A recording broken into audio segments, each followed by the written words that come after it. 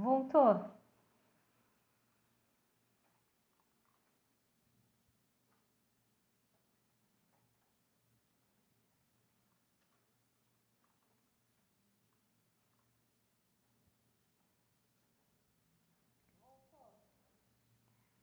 Tá difícil, né? Mas a gente é resistente.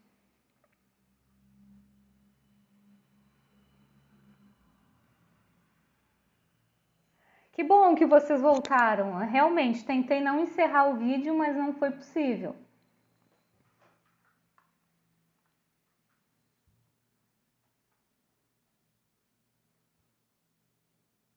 Só esperar retornarem.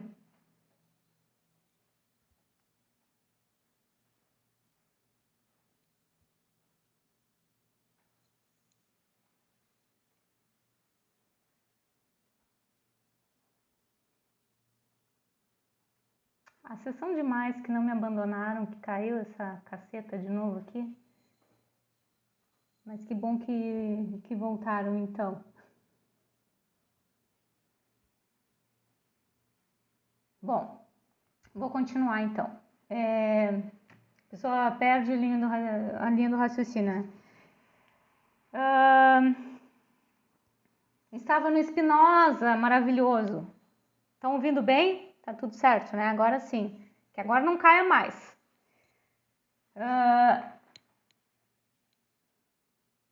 O Spinoza, então, falando do encontro. A vida... Eu ia falar um negócio, mas palavrão é feio de falar em live, né? Mas eu vou falar. A vida está uma merda. Aí, retomando Spinoza. Talvez ele não tenha sido tão deselegante quanto eu, mas é essa vibe, tá? Aí acontece uma coisa muito boa, tu encontra alguém, acontece algo de repente no teu dia, aquilo que estava horroroso fica lindo.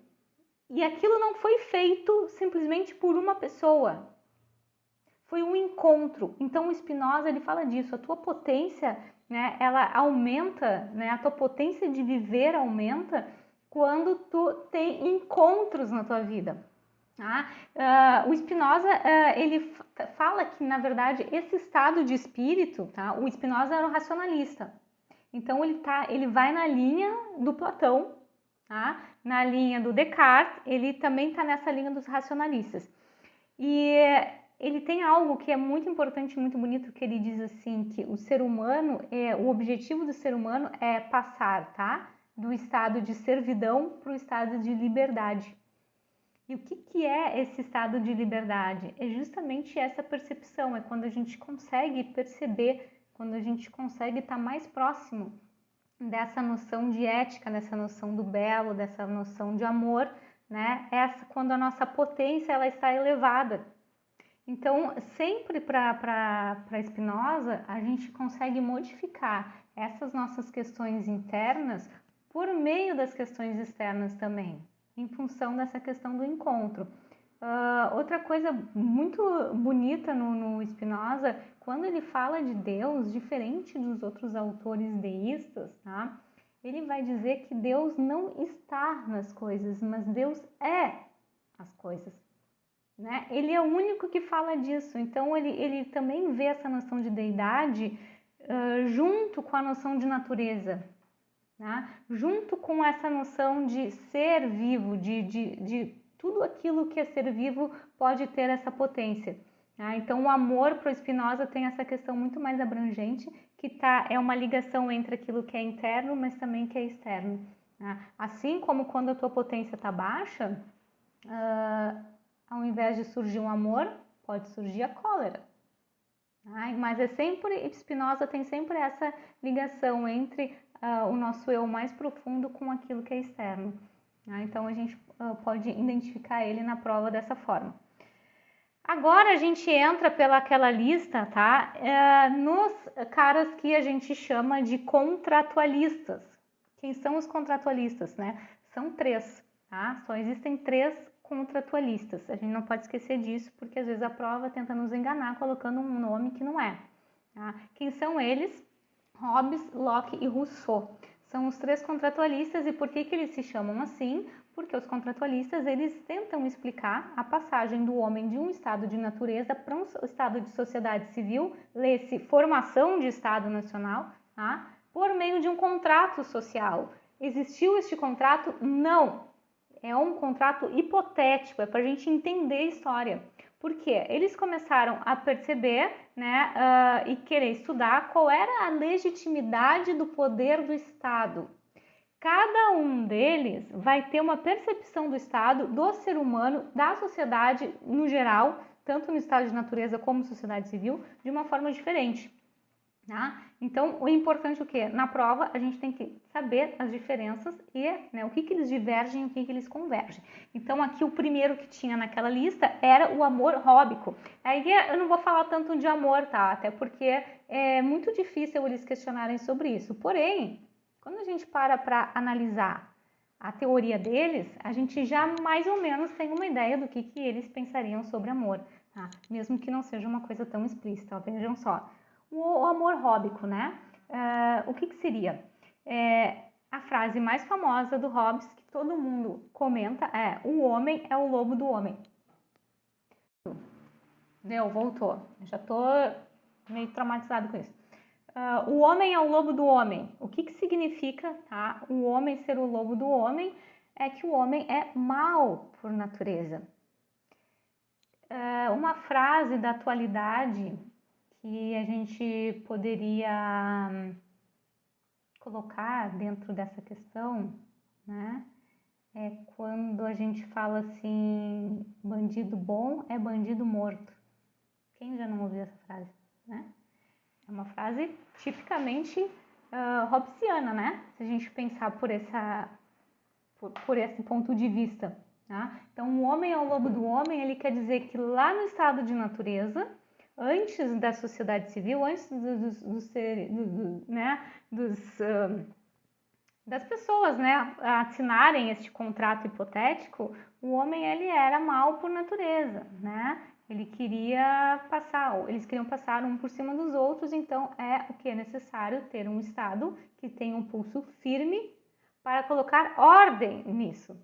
Essa é a questão do Hobbes, tá? Então, um contrato para ele é isso. Mas o mais importante disso é a gente saber que os contratualistas, então, eles querem, né, compreender essa legitimidade do Estado, né, essa legitimidade do poder que o Estado tem. Então, eles têm opiniões diferentes sobre isso. Aparece muito isso, essa parte da ciência política. O Enem, até hoje, todos os anos apareceu alguma menção sobre isso, ou então eles comparando os autores contratualistas, ou eles colocando em as questões separadamente, tá? Falando de cada autor, mas de alguma forma isso sempre aparece. O amor lockeano, que era o sexto amor daquele cartaz, né? Quem é Locke? John Locke, ele pode aparecer na prova de duas formas, tanto na questão de filosofia política quanto na questão de teoria do conhecimento. Por quê? Locke, ele é daquela leva dos empiristas, né? Da linha do Aristóteles. O Locke vai dizer que nós nascemos como tábulas rasas, páginas em branco, e que somente a gente vai conseguir adquirir o conhecimento pela experiência. Então, ele não acredita, como o Descartes, por exemplo, acreditava, na questão da intuição, ou que o conhecimento ele começa internamente. Mas aqui, cuidado, não quer dizer, tá? Por exemplo, quando ele diz que a gente só tem um conhecimento exterior, que a gente não utiliza toda a nossa parafernália interna. Tá? A questão é, o conhecimento inicia por fora. E para o racionalista, o conhecimento vai iniciar internamente. Então, eles não ignoram, tá? Nem o exterior, nem o interior nas suas teorias. Eles só dizem por onde o conhecimento inicia. Isso é muito importante porque isso pode ser pega-ratão na prova. Então, o Locke ele pode aparecer nesse sentido, tá? No sentido de teoria do conhecimento. Agora, se ele aparecer na parte de filosofia política, ele vai aparecer como contratualista. E quem é o Locke? Né? Locke, cada vez ele é mais falado quando a gente fala, por exemplo, em neoliberalismo. O neoliberalismo é o neto, tá?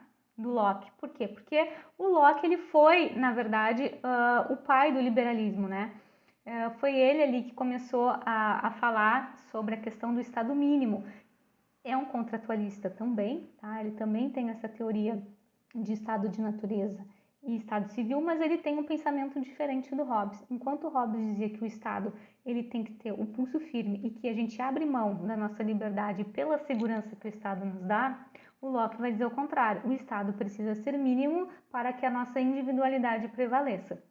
Mas ele também fala sobre o contrato, ou seja, essa passagem do estado de natureza para a sociedade civil. O que eu anotei aqui, que eu acho importante vocês saberem, né, principalmente do Locke, nesse sentido que mais aparece na prova. Estado mínimo. Apareceu o estado mínimo, teoria de filosofia política, de ciência política, vocês já sabem. Pai do liberalismo, Locke. Tá? E geralmente é isso que o Enem questiona. Né? Não só o Enem, mas qualquer prova que caia filosofia, sociologia ou história. Tá? Essas questões dos contratualistas aparecem muito nas provas de história, as provas da URGS, inclusive, tá? Principalmente nos federais, aparece bastante. Uma questão importante do Locke, além do estado mínimo, tá? É quando ele diz que o ser humano ele tem direitos naturais e que para esses direitos naturais permanecerem, né, nós permanecemos usufruindo desses direitos no estado de sociedade civil, e a gente tem que pensar em estado de sociedade civil é quando tem a criação do Estado, é que esses direitos eles permaneçam conosco, porque senão não teria sentido nenhum a criação de um Estado. 3 direitos inalienáveis do ser humano de acordo com Locke: direito à vida, direito à liberdade e direito à propriedade. Esses 3, se aparecer na prova qualquer outro nome que não esses, vocês já descartem essa alternativa. Tá? Direito à vida, direito à propriedade e direito à liberdade. Certo? E o estado mínimo, que é a característica dele, por isso ele é o pai do liberalismo. Certo? Então, Hobbes, contratualista, e Locke, contratualista também. Nosso terceiro contratualista para fechar, tá, essa tríade, é o Rousseau, né? O Rousseau é um dos mais queridos das provas, porque o Rousseau, ele é, quando se fala em Revolução Francesa, a gente fala de Rousseau, quando se fala de socialismo, se fala de Rousseau, quando se fala de pedagogia, se fala de Rousseau, tá?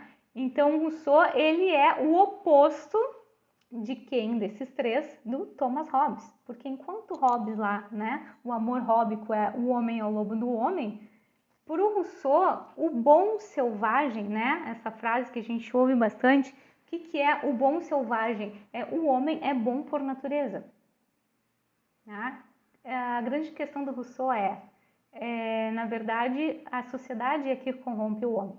Quando o homem estava lá no estado de natureza, vivendo, né, isoladamente, ele não tinha conflitos. O conflito começa quando? Quando alguém cerca as terras e diz: isto é meu. Quando ele fala isso, ele diz assim: aí é o problema, porque aí está se constituindo a sociedade. Quando a sociedade se constitui, ela corrompe o homem, o olho cresce e aí estraga tudo. Né? O que a gente tem que fazer? O mínimo que tem que fazer é que o povo seja soberano. Então, ele não fala, por exemplo, que como o Hobbes diz que seria interessante, né, que uma pessoa, né, um governante, e na opinião do Hobbes é melhor que seja um monarca, né? Não que os outros não sirvam, mas ele diz uma pessoa consegue... Voltou, né? Continuar, então. Não sei se voltou mesmo. Me avisem, tá? Se não estiverem ouvindo, se estiver travado de novo. Rousseau, tá? O bom selvagem, o homem é bom por natureza e a sociedade é que corrompe. É isso que a gente tem que pensar. Então, os 3 contratualistas, Thomas Hobbes, John Locke e Jean-Jacques Rousseau.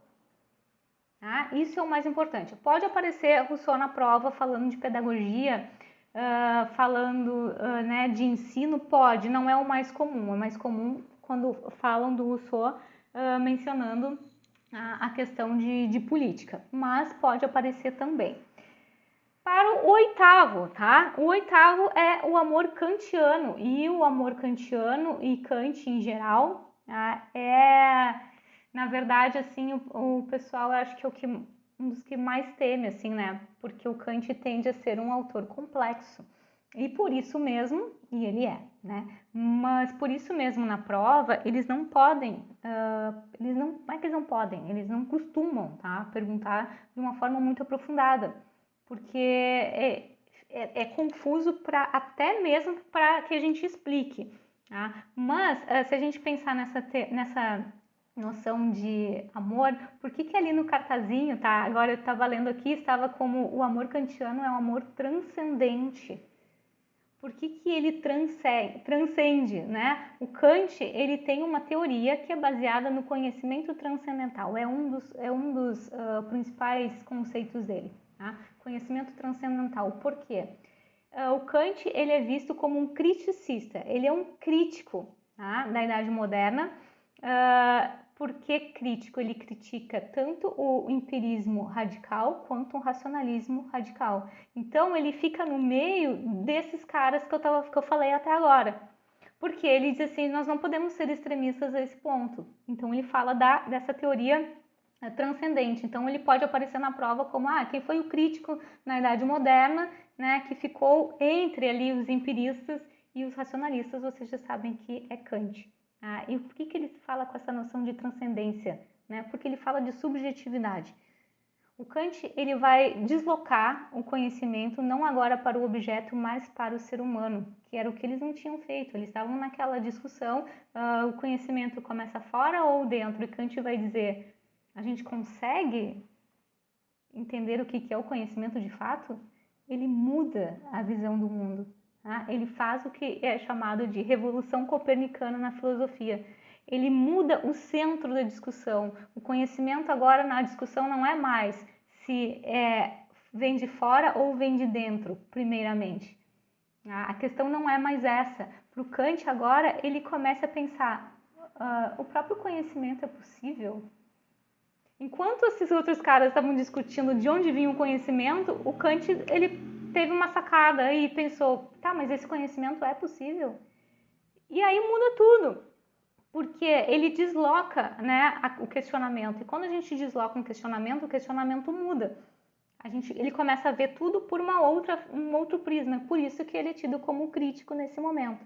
Tá? Um termo importante do Kant, que geralmente os alunos gostam bastante de usar na redação e que aparece muito na prova, é o imperativo categórico. Né? O imperativo categórico é diferente do que se costuma dizer que é a que faz para os outros, né? Não vou fazer para os outros o que não gostariam de que fizessem para mim. É muito além disso, tá? É uma recomendação da recomendação. Tá? O Kant, ele vai recomendar, o imperativo categórico é uma recomendação de como se deve agir. Então, isso pode aparecer de diversas formas, né? Dependendo da cultura, dependendo de várias questões. Então, é uma recomendação que se dá. E o oposto do imperativo, né, categórico é quando se tem um condicional. Mas eu não vou entrar nisso aqui, né, profundamente, porque senão ficaria um pensamento por meio. Mas essa noção de transcendente é por isso, tá? Do amor transcendente, porque a gente transcende, porque Kant transcendeu nesse sentido de explicação da teoria do conhecimento. Ele questionou se o conhecimento de fato é possível, tá? Porque somos seres subjetivos. Então, essa seria a noção kantiana que a gente deve pensar quando a gente lê qualquer coisa relativa a Kant. O amor hegeliano, que era o número 9, tá? Hegel sempre tem um ranço com Hegel, porque ele também, como Kant, é uma teoria difícil, né? É uma teoria complexa. Então a gente tem que cuidar e não dá simplesmente para falar de alguns conceitos soltos, porque a gente tende ao erro. O que a gente tem que lembrar de mais importante no Hegel é da dialética. Né? Diálogo vem de dialética. E qual é a base da dialética? Né? A grande diferença é que outros autores depois, né, outros pensadores, quando usaram a dialética, eles mudaram esse pensamento. Como Marx, por exemplo, né? Ele utilizou a dialética do Hegel, só que no sentido oposto. Por quê? O que é a dialética? A dialética, né, é um triângulo onde a gente tem uma tese, uma antitese, que é a antítese, e o final, a conclusão, é uma síntese.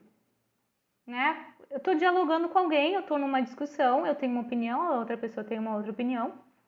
Quando a gente chega a uma conclusão ou um desfecho disso, a gente chama de síntese. E síntese é o quê? É um resumo. E por que é tão difícil a gente resumir algo? Sei lá, tu tem um texto lá e tu tem que resumir. Todo mundo lembra disso do colégio. Ah, tem que fazer um resumo. Tu tem que diminuir aquele texto e tu não pode tirar aquilo que é importante, mas tu tem que falar em poucas palavras algo que é muito importante no texto. É uma síntese.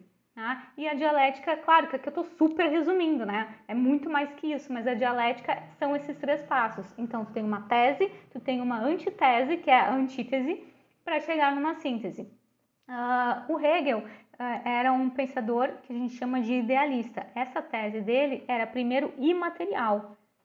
Tá? Primeiro as coisas aconteciam na cabeça, na mente.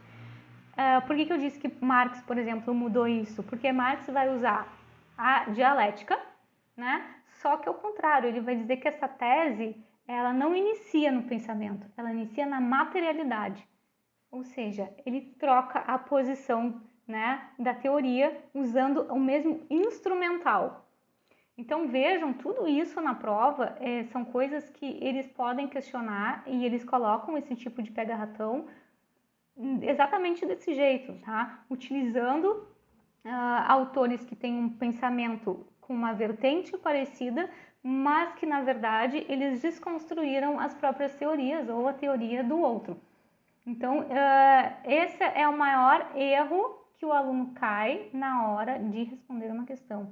E isso não é decoreba, isso não é em resuminho, isso tem que ser visto em aula para ver essas diferenças. Tá? Porque, de fato, são os pega-ratões mais comuns assim, das provas. O 10º amor que está ali na lista é o amor marxista. Estamos chegando no final, tá? Depois de várias caídas, né? O amor marxista, ele tá ali como o amor revolucionário, né? E o que é esse amor? Aqui, falar de Marx, eu teria que, né, ficar a noite inteira só falando sobre isso, de tantas peculiaridades que tem a teoria dele. Mas se a gente fizer essa analogia com o que dizia no cartaz ali do meme, o amor marxista é um amor revolucionário. Por quê? Primeira característica, e isso é o mais importante, revolucionário pressupõe o que esse termo? Eu nem vou entrar nas outras categorias de análise dele, tá? O que pressupõe revolucionário? Para algo ser revolucionário, ele tem que trocar 3 bases: base social, base econômica e base política. Se uma dessas bases, se esse tripé não for modificado, não é revolução. O que é? É reforma. Por isso que reforma é um conceito mais conservador e revolução é um conceito menos conservador. Tá? Isso a gente tem que pensar. Leu uma questão na prova, apareceu reforma, teoria reformista, uma política reformista, um governo reformista, tu já sabe, ou a economia, ou a política, ou a questão social não foi modificada. O que a gente fala quando a gente fala, vou fazer uma reforma? Vou fazer uma reforma na minha casa. Tu vai lá e vai dar uma batidinha na parede, né? Botar uma massa. Tu não vai botar a casa abaixo e fazer uma nova casa. Se tu colocasse a casa abaixo e fizesse uma casa nova, isso é revolução. Tá? Então, revolução corta as 3 bases principais da sociedade e as modifica. Reforma é uma leve modificação que, no fundo, não modifica nada, tá? Por que a Revolução Francesa foi chamada de Revolução Francesa e não Reforma Francesa? Por causa disso. Porque mudou a base econômica, porque mudou a base social e a base política. Se não tivesse mudado um desses aí, a gente podia chamar de reforma e não revolução. Tá? Então, essa noção de revolução e reforma são conceitos importantes. E por que isso em Marx, tá? Quando a gente fala de Marx, a gente fala de revolução. Porque a proposta marxista é essa, né? Por meio do materialismo dialético, que é o estudo dele, né? A história modifica pela luta de classes.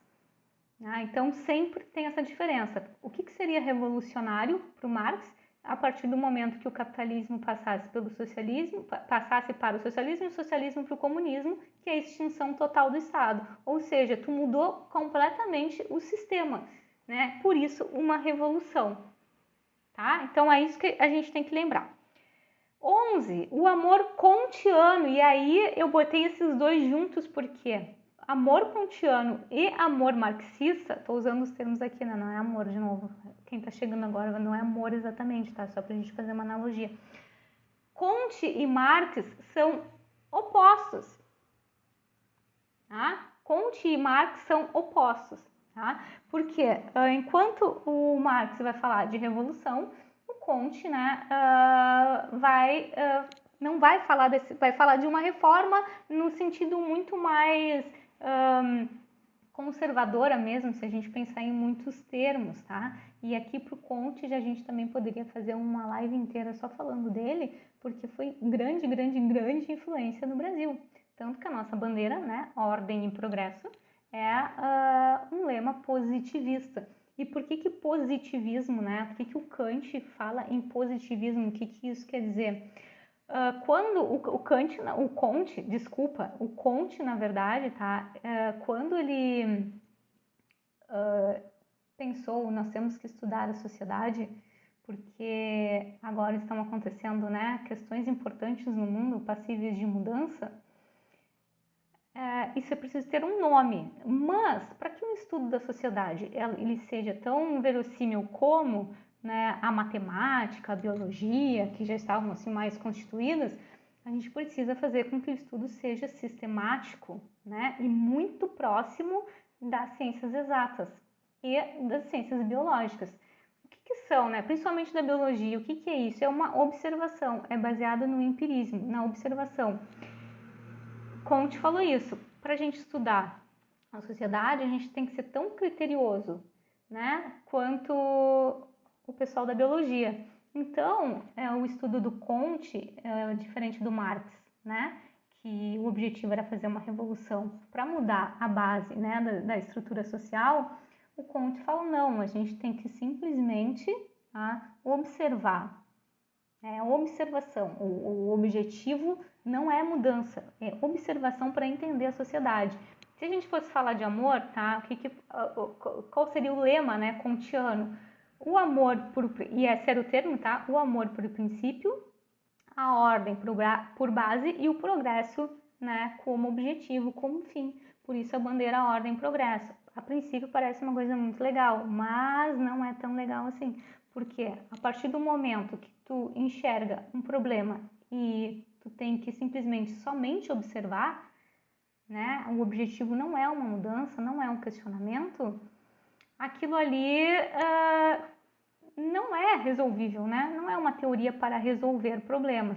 Lá no início, quando ele criou a sociologia, ele é considerado, né, o pai da sociologia, não se chamava sociologia, né? A sociologia é sociologia, estudo da sociedade. Era física social o termo. E física social, justamente, ele fez isso para que tivesse uma aproximação com a questão das ciências exatas e ciências biológicas, né? Que fosse mais ou menos nos mesmos termos. Só que a gente tem que parar e pensar, e claro que isso foi analisado depois.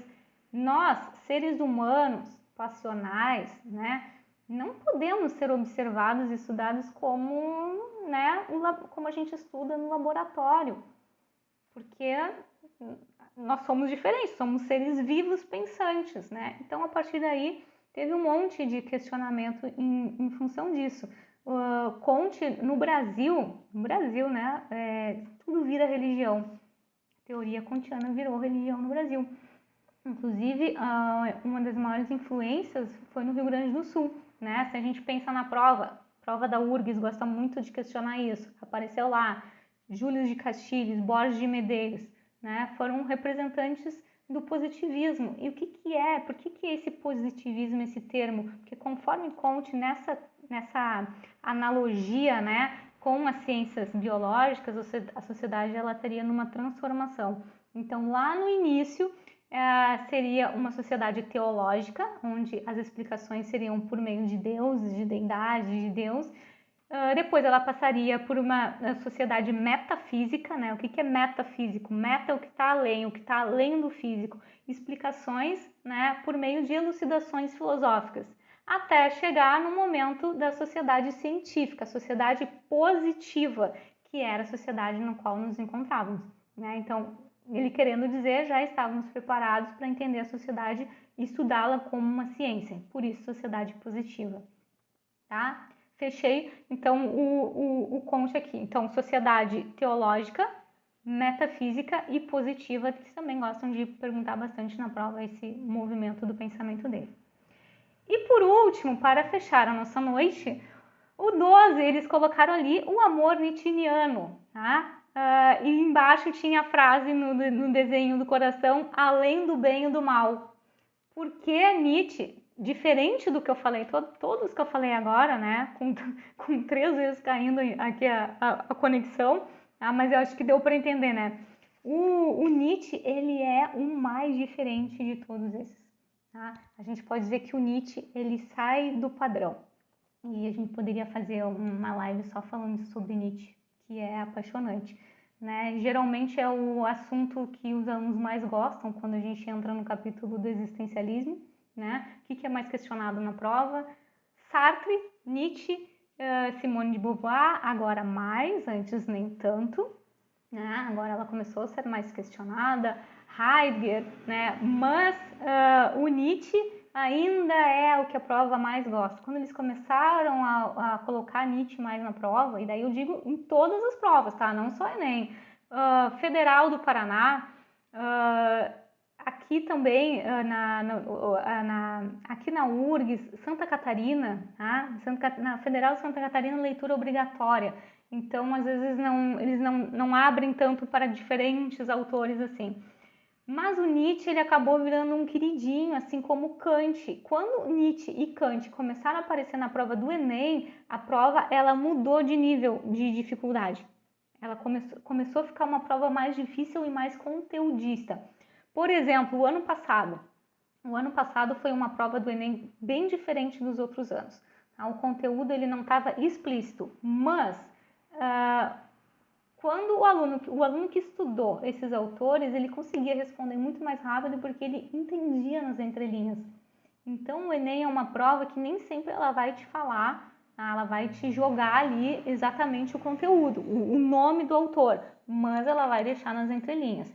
Dentro desse contexto que a gente falou aqui, o Nietzsche seria o cara mais liberal, o Nietzsche seria o cara mais visceral. Ele vai dizer para ti assim, ele, por exemplo, seria o oposto do Kant, tá? Se a gente fosse pensar, o Nietzsche consideraria o Kant brega, sabe? Careta, né? Se a gente pensasse assim numa conversa entre os dois. Porque o Nietzsche é o cara que ele vai dizer assim, nós somos seres virginais, a gente tem sempre que enxergar as coisas como uma primeira vez, a gente tem que experimentar. Por isso ele era um existencialista. Qual é a base do existencialismo? Primeiro tu existe no mundo e depois tu cria uma essência. E isso muda. Então, para o existencialista não existe uma essência, então está sempre passível de mudança. Tá? Então o Nietzsche tem muito essa pegada quando ele fala. Se a gente pensar no amor, a gente pode dizer que o Nietzsche ele vai te dar um conselho assim: seja fiel aos teus desejos. Porque se tu não for fiel aos teus desejos, tu não vai estar sendo fiel a ti mesmo. Ele usa um termo, tá? Ele usa 2 termos que se chama agentes reativos, tá? E agentes ativos na sociedade. Então, o Nietzsche sempre vai dizer que tu deve procurar ser um ser ativo, né? Que o que é? É tu ser justamente essa pessoa virginal, essa pessoa que está sendo fiel aos desejos, né? Aquilo que tu acredita e aquilo que tu sente. Diferentemente das pessoas reativas, que são aquelas pessoas com pensamento de rebanho, né? Eu só vou fazer isso porque alguém fez, ou estou fazendo isso porque alguém está fazendo, então isso aqui deve ser bom porque alguém está fazendo. E tu acaba, né, não sendo fiel àquilo que tu é, àquilo que realmente que tu acredita. Né? Então o Nietzsche seria ali o amor mais liberal, porque ele é o fiel aos desejos. E por isso que eles colocaram ali, né, além do bem e do mal, né? porque ele, inclusive, não questiona, né? O Nietzsche é interessante porque quando a gente vai estudar, os outros autores, a gente diz, o que fulaninho fala do amor? Fala isso. Fala de ética, fala isso. O Nietzsche, ele é tudo junto. Ele coloca tudo no mesmo saco, porque voltou. Ele vai ter mais ou menos a mesma percepção, né, sobre todas as coisas. Que a gente precisa ser fiel àquilo que a gente acredita. E que muitas vezes também é pegatão na prova, tá? Quando se fala em niilismos, termos assim, porque isso vai, às vezes, dependendo da questão como ela é escrita, vai ao encontro ou vai de encontro. Quando vai ao encontro é porque está convergindo com o que ele está pensando. Se vai de encontro é porque está divergindo. Então, esses termos a gente tem que cuidar muito na hora de responder questões de ciências humanas. Por quê? Principalmente no Enem, eles vão estar avaliando se tu tem vocabulário, se tu sabe interpretar um texto, né? No sentido mais simples assim da palavra, no sentido mesmo da língua portuguesa, e se tu tem conteúdo por trás para interpretar o que eles estão falando. Por exemplo, tá?